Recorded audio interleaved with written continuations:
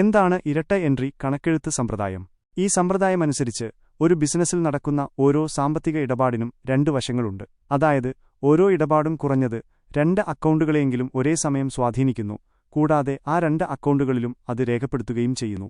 ഒരു അക്കൗണ്ടിൽ ഡെബിറ്റായി രേഖപ്പെടുത്തുമ്പോൾ മറ്റൊരു അക്കൗണ്ടിൽ അതേ തുക ക്രെഡിറ്റ് ആയി രേഖപ്പെടുത്തും. ഇവിടെ പ്രധാന നിയമം എല്ലാ ഡെബിറ്റുകൾക്കും തുല്യമായ ക്രെഡിറ്റുകൾ ഉണ്ടാകണം എന്നതാണ്.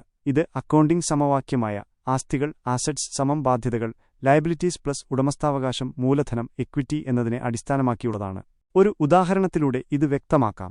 നിങ്ങൾ 10,000 രൂപയ്ക്ക് കമ്പ്യൂട്ടർ വാങ്ങി എന്ന് കരുതുക. ഈ ഇടപാടിന് 2 വശങ്ങളുണ്ട്. 1. കമ്പ്യൂട്ടർ ഒരു ആസ്തി വർദ്ധിച്ചു. ഇത് ഒരു അക്കൗണ്ടിൽ കമ്പ്യൂട്ടർ അക്കൗണ്ട് ഡെബിറ്റ് ചെയ്യപ്പെടുന്നു. 2. പണം കുറഞ്ഞു.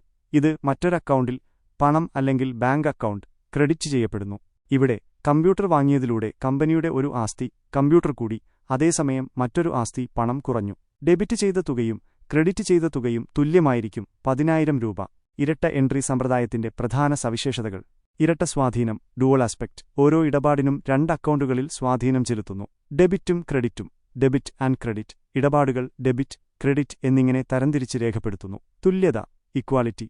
എല്ലാ ഡെബിറ്റുകളുടെയും ആകെത്തുക എല്ലാ ക്രെഡിറ്റുകളുടെയും ആകെത്തുകയ്ക്ക് എപ്പോഴും തുല്യമായിരിക്കും. സന്തുലിതാവസ്ഥ ബാലൻസിംഗ്. ഇത് അക്കൗണ്ടുകളിൽ ഒരു സന്തുലിതാവസ്ഥ ഉറപ്പാക്കുന്നു.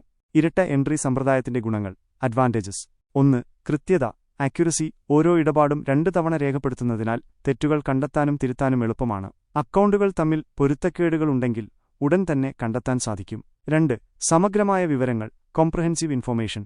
കമ്പനിയുടെ സാമ്പത്തിക ഇടപാടുകളെക്കുറിച്ചുള്ള പൂർണ്ണവും സമഗ്രവുമായ വിവരങ്ങൾ ഇത് നൽകുന്നു. ഒരു ഇടപാടിന്റെ പണപരമായ വശവും അതിന്റെ സ്വാധീനവും വ്യക്തമാക്കുന്നു. 3. സാമ്പത്തിക പ്രസ്താവനകൾ തയ്യാറാക്കാൻ എളുപ്പം. Easy preparation of financial statements trial balance ലാഭനഷ്ട കണക്ക് profit and loss account balance sheet എന്നിവ കൃത്യമായി തയ്യാറാക്കാൻ ഇത് സഹായിക്കുന്നു.